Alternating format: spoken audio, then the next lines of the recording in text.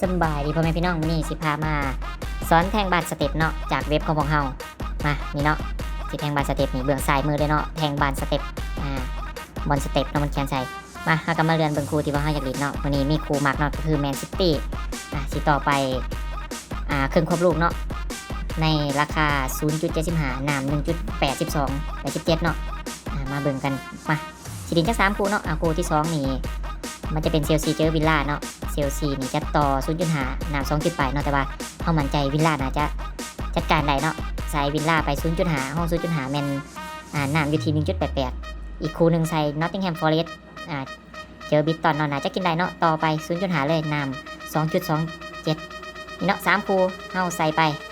500ใส่ไป500มันจะได้อยู่ที่ราคา 2,490 มากดยอมรับไปเลยเรียบร้อยเนาะ3คู่เผื่อที่ว่าสนใจอยากเล่นก็สามารถแอดไลน์หรือว่าเบอร์โทรศัพท์มาได้ตามหน้าวิดีโอสนใจสมัครเลย